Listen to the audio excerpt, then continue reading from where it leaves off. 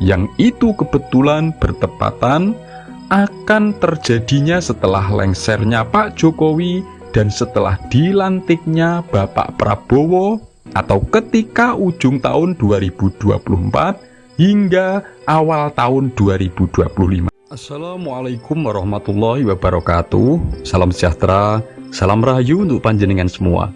Sedulur, jago tarung ing jero kurungan atau ayam jago yang diadu di dalam sangkar adalah simbol yang digunakan oleh seorang pujangga Jawa sekaligus seorang ahli spiritual yang sangat dikenal dengan ramalan-ramalannya dalam menggambarkan pertanda bahwa bumi Nusantara atau Indonesia itu berada dalam zaman Kolobendu. Jadi, ayam jago yang diadu di dalam sangkar sebenarnya maknanya adalah para pemimpin negara yang saling berseteru, bermusuhan karena berebut pengaruh kekuasaan.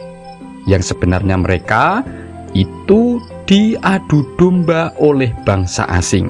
Jadi salah satu cara yang selalu digunakan oleh bangsa asing sejak zaman penjajahan bahkan hingga era kemerdekaan, meskipun sudah tidak lagi menjajah menggunakan senjata, dan hal itu adalah yang selama ini selalu menghambat majunya dan sejahteranya bangsa Indonesia, yaitu adalah dengan cara mengadu domba antara pemimpin negara yang satu dengan pemimpin yang lainnya, yang sering disebut dengan politik adu domba atau politik memecah belah.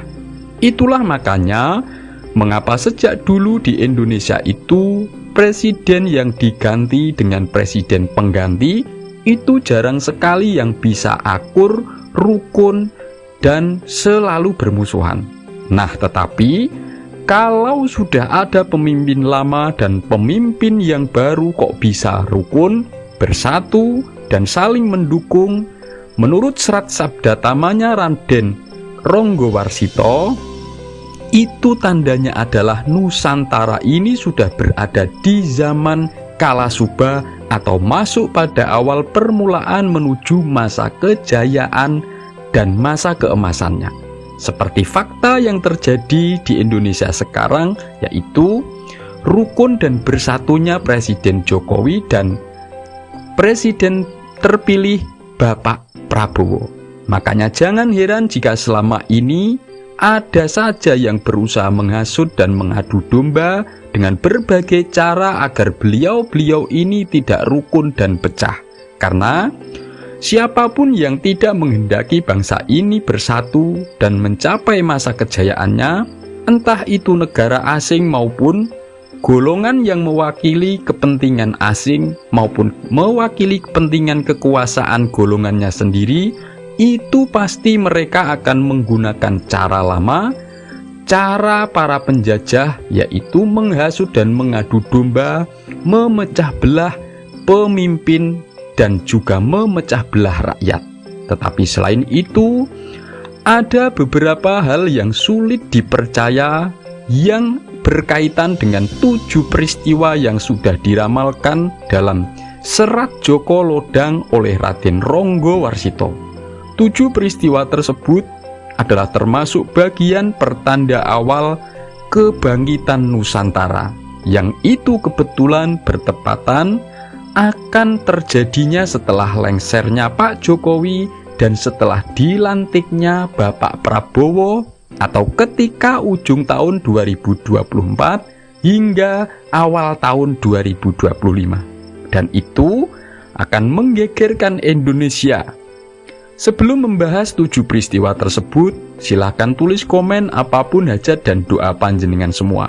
Bagi sedulur yang muslim, marilah sempatkan tulis komen sholawat agar hajat dan doa kita semua terkabul.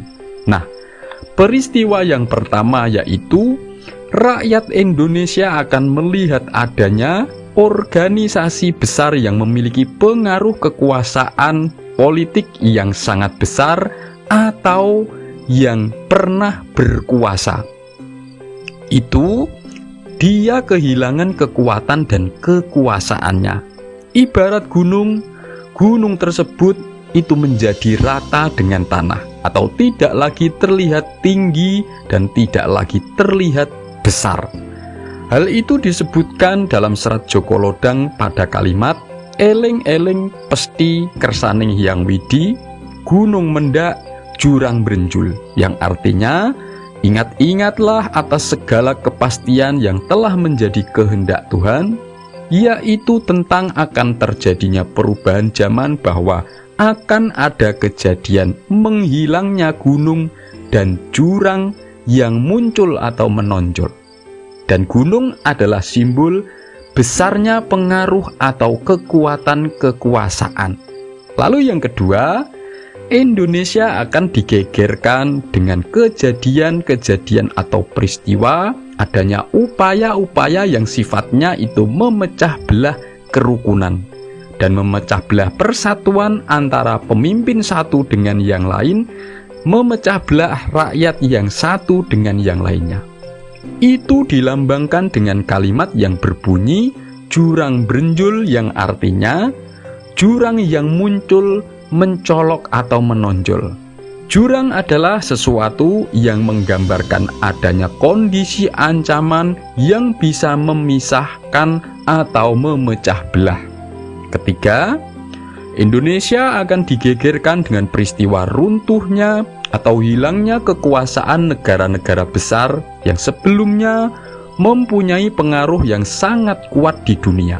Jadi, negara-negara besar itu akan banyak yang runtuh akibat krisis ekonomi atau akibat terlibat peperangan, dan itu akan berimbas pada Indonesia yang justru bisa melepaskan diri dari jeratan atau pengaruh tekanan negara-negara tersebut. Itu juga makna lain dari kalimat gunung mendak secara global. Lalu yang keempat, Indonesia akan digegerkan dengan peristiwa runtuhnya orang-orang yang diagung-agungkan dan disanjung-sanjung karena menipu dan membodohi menggunakan agama sebagai alatnya, yang mengaku-ngaku mempunyai derajat kehormatan yang lebih tinggi daripada orang asli pribumi demi mendapatkan kehormatan dan kekuasaan. Mereka tidak akan lagi ada yang menghormati dan mempercayai akibat kebohongannya mereka sendiri yang terbongkar. Itu disebutkan dalam kalimat mreh luhur asor pinanggih, bebendu gung nekani kongas ing kanistanipun. Artinya, yang ingin derajatnya tinggi berubah menjadi rendah, mendapat kutukan Tuhan karena menjual agama, akhirnya menjadi ternistakan. Yang kelimanya, Indonesia akan digegerkan dengan terjadinya peristiwa terusirnya orang-orang bangsa asing atau keturunan asing yang selama ini diam-diam berusaha menindas dan menjajah. Karena kedatangan mereka memang dahulu itu didatangkan oleh para penjajah sebagai alat, yang akhirnya sekarang dilawan atau diperangi, dan itu membuat mereka pergi meninggalkan bumi Nusantara. Itu dijelaskan dan tertulis dalam serat Joko Lodang yang bunyinya engusir projo kang kasor, yang artinya ada yang terusir karena dilawan atau kalah peperangan. Yang keenam, para pejabat tinggi yang pura-pura membela rakyat tetapi selama ini berbuat nista atau korupsi akan bermunculan membuka kedoknya sendiri-sendiri. Mereka berkoar-koar karena keinginan-keinginannya tidak lagi bisa terpenuhi, dan akhirnya mereka justru diberantas. Itu disebutkan dalam kalimat sasediane tanpa dadiya, sacipta-cipta tanpa oleh, kang raraton-raraton rantas. Artinya, keinginannya tidak lagi terpenuhi, cita-citanya tidak tercapai, yang semena-mena dengan kekuasaannya diberantas. Lalu yang ketujuh, orang-orang yang punya nama besar itu akan kehilangan kebesarannya namanya rusak menjadi malu karena selama ini mereka hanya pandai omong saja, tidak berani berkorban nyawa demi bangsa, rakyat, dan negaranya.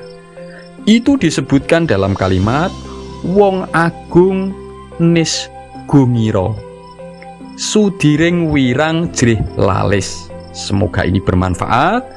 Wassalamualaikum warahmatullahi wabarakatuh.